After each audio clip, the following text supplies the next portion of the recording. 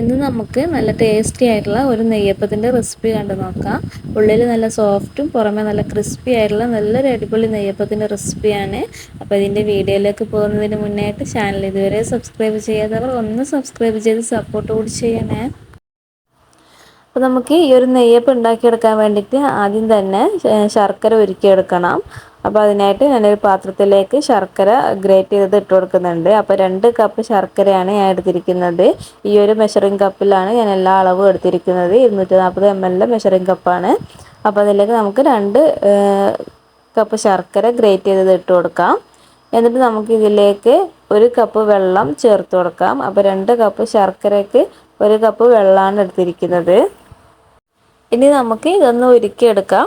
അപ്പോൾ ഒരുപാട് സമയമൊന്നും നമ്മളിങ്ങനെ തിളപ്പിച്ച് ഇത് ഉരുക്കിയെടുക്കേണ്ട ആവശ്യമില്ല. ഈ കട്ടകളൊക്കെ ഒന്ന് എല്ലാം ഒന്ന് അലിഞ്ഞ് കിട്ടുന്നത് വരെ മാത്രം നമുക്കിത് ഉരുക്കിയെടുത്താൽ മതി. ഒരു നൂൽപ്പരുവത്തിലൊന്നും നമുക്കിത് ഉരുക്കിയെടുത്തിട്ട് കട്ടിയാക്കി എടുക്കേണ്ട ആവശ്യമൊന്നുമില്ല. ജസ്റ്റ് എല്ലാം കൂടി ഒന്ന് തിളച്ച് വരുമ്പോൾ നമുക്ക് ഫ്ലെയിം ഓഫ് ചെയ്യാം. അപ്പോൾ ഇതുപോലെ എല്ലാം കൂടി ഒന്ന് തിളച്ച് വന്ന് കട്ടകളൊന്നും ഇല്ലാതെ മിക്സായി കിട്ടിയിട്ടുണ്ടെങ്കിൽ നമുക്ക് ഫ്ലെയിം ഓഫ് ചെയ്യാം. ഇനി നമുക്ക് ഇതൊന്ന് നല്ലതുപോലെ തണിയുന്നത് വരെ വെയിറ്റ് ചെയ്യണം. അതുകൊണ്ട് നമുക്ക് ആദ്യം തന്നെ ഈ ഒരു പണി അങ്ങ് ചെയ്ത് വെച്ചാൽ മതി. എന്നിട്ട് നമുക്ക് ബാക്കിയുള്ള കാര്യങ്ങൾ ചെയ്തെടുക്കാം. ഇനി ഇവിടെ ഞാൻ കുറച്ച് അരി നല്ലതുപോലെ കഴുകിയിട്ട് കുതിർത്തെടുത്തിട്ടുണ്ട്. അപ്പോൾ ഞാൻ ഇവിടെ 3 കപ്പ് പച്ചരിയാണ് എടുത്തിരിക്കുന്നത്. അത് നല്ലതുപോലെ വാഷ് ചെയ്തതിന് ശേഷം ഒരു 4 മണിക്കൂർ വെള്ളത്തിലിട്ട് കുതിർത്തെടുത്തതാണ്. ചുരുങ്ങിയത് ഒരു 4 മണിക്കൂറെങ്കിലും കുതിർത്തെടുക്കണം.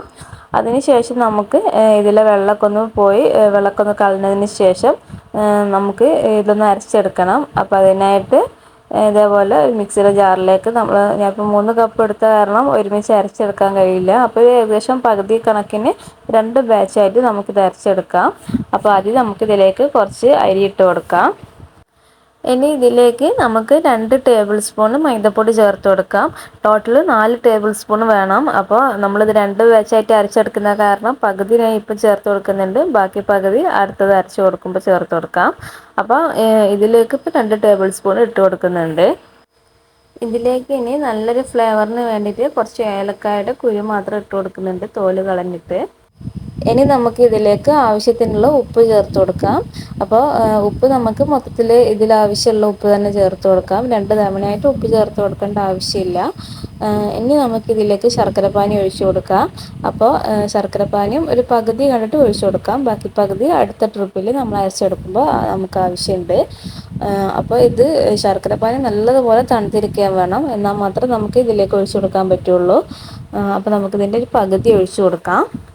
ഇനി നമുക്ക് ഇതൊന്ന് മിക്സിയിൽ വെച്ചിട്ട് അരച്ചെടുക്കാം. അപ്പോൾ ചെറിയൊരു തരിതരിപ്പോട് കൂടിയിട്ട് വേണം നമ്മളിത് അരച്ചെടുക്കാനും. ഭയങ്കര സ്മൂത്ത് വേസ്റ്റ് ആക്കിയിട്ടുള്ള ആ ഒരു രീതിക്കാകരുത്. അപ്പോൾ ഇത് ചെറിയൊരു തരിതരിപ്പ് വേണം. നമ്മൾ കയ്യിലിങ്ങനെ തൊട്ട് നോക്കുമ്പോൾ നമുക്കൊരു ചെറിയൊരു പൊടിയുപ്പിൻ്റെ ഒക്കെ ഒരു ചെറിയൊരു തരി പോലെ തോന്നണം. പൊടിയുപ്പ് നമ്മളെ കയ്യിലെല്ലാം ആക്കിയിട്ട് നോക്കുമ്പോൾ ഉണ്ടാകുന്ന ആ ഒരു തരിപ്പ് നമുക്ക് ഈ ഒരു മാവ് കയ്യിൽ തൊട്ടിട്ട് നോക്കുമ്പോൾ കിട്ടണം. ആ ഒരു രീതിക്ക് മാത്രമേ നമ്മളിത് അരച്ചെടുക്കാൻ പാടുള്ളൂ. അപ്പോൾ നമുക്കിനി ഇതൊരു പാത്രത്തിലേക്ക് മാറ്റാം. ഇനി നമുക്ക് ബാക്കിയുള്ള അരി കൂടി ഇതേപോലെ തന്നെ ഒന്ന് അരച്ചെടുക്കാം. അപ്പോൾ നമ്മളിത് കംപ്ലീറ്റ് അരച്ചെടുത്തിട്ടുണ്ട്. ഇനി നമുക്കിതൊന്ന് റെസ്റ്റ് ചെയ്യാൻ വെക്കണം. അപ്പോൾ ഇത് ഓവർനൈറ്റാണ് വെക്കുന്നതെങ്കിൽ നമ്മൾ ഇനി ഒന്നും ചെയ്യണ്ട, ഇങ്ങനെ തന്നെ അങ്ങ് അടച്ച് വെച്ചാൽ മതി. അതെല്ലാം നമ്മൾ ഇത് മാവ് അരച്ച് വെച്ച് ഒരു 4 മണിക്കൂറൊക്കെ റെസ്റ്റ് ചെയ്യാൻ മാത്രമേ സമയമുള്ളതെങ്കിൽ നമുക്കിതിലേക്ക് ഒരു പിഞ്ച് ബേക്കിംഗ് സോഡ ചേർത്ത് കൊടുക്കാം. അപ്പോൾ 1-2 നുള്ള്, ഒരു 1/4 ടീസ്പൂൺ പോലും തികച്ച് നമുക്ക് ഇതിലേക്ക് ഇട്ട് കൊടുക്കണ്ട. അത്രയും വളരെ കുറച്ച് മാത്രം നമുക്കിതിലേക്ക് ബേക്കിംഗ് സോഡ ഇട്ട് കൊടുക്കാം. ഓവറായി പോയി കഴിഞ്ഞാൽ നമ്മുടെ നെയ്യപ്പം ഒരിക്കലും നന്നാവില്ല. അപ്പോൾ നമ്മൾ ഓവർനൈറ്റ് റെസ്റ്റ് ചെയ്യാൻ വെക്കുന്നുണ്ടെങ്കിൽ നമുക്ക് ഈ ഒരു സ്റ്റെപ്പ് സ്കിപ്പ് ചെയ്യാവുന്നതാണ്. അപ്പോൾ ഞാൻ ഇപ്പോൾ ഇവിടെ ഇതിൽ ബേക്കിംഗ് സോഡ ചേർത്ത് കൊടുക്കുന്നില്ല. ഞാൻ ഓവർനൈറ്റ് റെസ്റ്റ് ചെയ്യാൻ വേണ്ടിയിട്ട് വെക്കുകയാണ്. ഇനി നമുക്ക് ഒരു ചീനച്ചട്ടിയിലേക്ക് 2-3 ടീസ്പൂൺ നെയ്യ് ഒഴിച്ചു കൊടുക്കാം. അതിലേക്ക് നമുക്ക് തേങ്ങാക്കൊത്ത് ഇട്ട് കൊടുക്കാം. അപ്പോൾ ഈ ഒരു സ്റ്റെപ്പ് നിങ്ങൾ ഒരിക്കലും സ്കിപ്പ് ആക്കരുത്. നല്ലൊരു ടേസ്റ്റും നല്ലൊരു ഫ്ലേവറും നമ്മുടെ നെയ്യപ്പത്തിനും കിട്ടും. അപ്പോൾ ചെറുതായിട്ട് കട്ട് ചെയ്തിട്ടുള്ള തേങ്ങാക്കൊത്തുകൾ ഇതിലേക്ക് ഇട്ട് കൊടുത്തിട്ട് നമുക്കൊന്ന് മൂപ്പിച്ചെടുക്കാം. തേങ്ങാക്കൊത്തൊന്ന് നിറം മാറി വരുന്ന സമയത്ത് നമുക്കിതിലേക്ക് 2 ടീസ്പൂൺ കറുത്ത എള്ള് കൂടി ചേർത്ത് കൊടുക്കാം. അപ്പോൾ ഇതിങ്ങനെ ചെയ്തെടുക്കുമ്പോൾ നല്ലൊരു ടേസ്റ്റാണ്. എന്നിട്ട് നമുക്ക് കറുത്ത എള്ള് കൂടി ചേർത്ത് കൊടുത്ത ശേഷം ഒന്ന് മിക്സ് ചെയ്തെടുത്തിട്ട് നമുക്ക് ഫ്ലെയിം ഓഫ് ചെയ്യാം. എന്നിട്ട് ഇത് ഇങ്ങനെ ചൂടോടുകൂടി തന്നെ നമ്മുടെ ആ ഒരു മിക്സിലേക്ക് ചേർത്ത് കൊടുക്കരുത്. ഇതും നല്ലതുപോലെ തണിഞ്ഞതിന് ശേഷം മാത്രം ചേർത്ത് കൊടുക്കാം. അപ്പോൾ നമുക്ക് ഇതിന് വേറൊരു പാത്രത്തിലേക്ക് മാറ്റി വെക്കാം. ഇതിപ്പോൾ നമ്മൾ ഓവർനൈറ്റ് റെസ്റ്റ് ചെയ്ത് വെച്ചിരിക്കുന്ന മാവാണ്. അപ്പോൾ നമ്മളിത് നല്ല രീതിക്ക് വേണം ഇത് അടച്ചു വെക്കാൻ. ഒട്ടും എയറൊന്നും ഉള്ളിലേക്ക് എത്താത്ത രീതിക്ക് വേണം ഇത് അടച്ചു വെക്കാൻ വേണ്ടിയിട്ട്. അപ്പോൾ നമ്മുടെ ഈ ഒരു മാവിൻ്റെ തിക്നെസ് ഒക്കെ ഇത് റെഡിയാണ്. നമുക്കിനിപ്പോൾ ഇത് ലൂസാക്കേണ്ട ആവശ്യമൊന്നുമില്ല. ഈ ഒരു പരുവത്തിൽ നമ്മളിങ്ങനെ ഒഴുകി വരുന്ന ഒരു പരുവത്തിലായിരിക്കണം നമ്മുടെ ഒരു മാവിൻ്റെ, ഒരു ദോശമാവിൻ്റെ ഒക്കെ ഒരു കൺസിസ്റ്റൻസി അങ്ങനെ ആയിരിക്കണം. അപ്പോൾ ഇത് ഞാനിപ്പോൾ ഇത് വെള്ളമൊന്നും ചേർത്ത് ലൂസാക്കേണ്ട ആവശ്യമില്ല. ഇനി അഥവാ നിങ്ങളുടെ മാവ് കുറച്ച് തിക്കായി പോയിട്ടുണ്ടെങ്കിൽ കുറച്ച് വെള്ളം, സാദാ പച്ചവെള്ളം ഒഴിച്ച് കൊടുത്തിട്ട് ഒന്ന് ലൂസാക്കി എടുക്കാം. അപ്പോൾ ഇനി നമുക്കിതിലേക്ക് ഈ ഒരു മിക്സ് കൂടി ചേർത്ത് കൊടുക്കാം. നമ്മൾ നേരത്തെ ഉണ്ടാക്കി മാറ്റി വെച്ച തേങ്ങാക്കൊത്തിൻ്റെ ആ ഒരു മിക്സ് കൂടി ഇതിലേക്ക് ചേർത്ത് കൊടുത്തിട്ട് നല്ലതുപോലെ ഒന്ന് മിക്സ് ചെയ്തെടുക്കാം.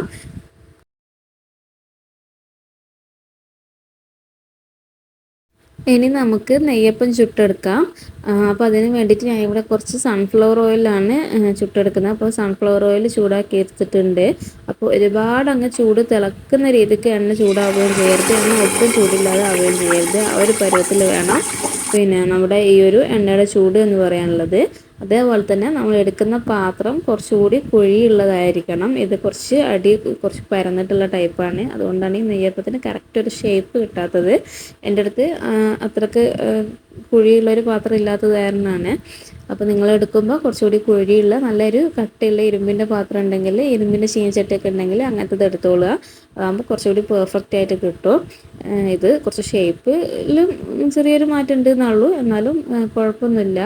അപ്പോൾ നമുക്ക് ഇത് ഒരു സൈഡ് ഇങ്ങനെ ആകുമ്പോൾ നമുക്കിതൊന്ന് മറിച്ചിട്ട് കൊടുക്കാം. അങ്ങനെ 1-2 തവണ അങ്ങോട്ടും ഇങ്ങോട്ടും ഒന്ന് മറിച്ചിട്ട് കൊടുത്തിട്ട് നമുക്കിത് ചുട്ടെടുക്കാവുന്നതാണ്. അപ്പോൾ ഒരുപാട് തീ കൂടിപ്പോയി കഴിഞ്ഞാൽ ഉള്ളിലിട്ട് വേവുകയില്ല, പുറം പെട്ടെന്ന് കരിഞ്ഞു പോവുകയും ചെയ്യും. അപ്പോൾ നമുക്കൊരു മീഡിയം ഫ്ലെയിമിലിട്ടിട്ട് ആ ചൂട് അങ്ങനെ തന്നെ നിലനിർത്തിയിട്ട് വേണം നമുക്കിത് ചുട്ടെടുക്കാനായിട്ട്.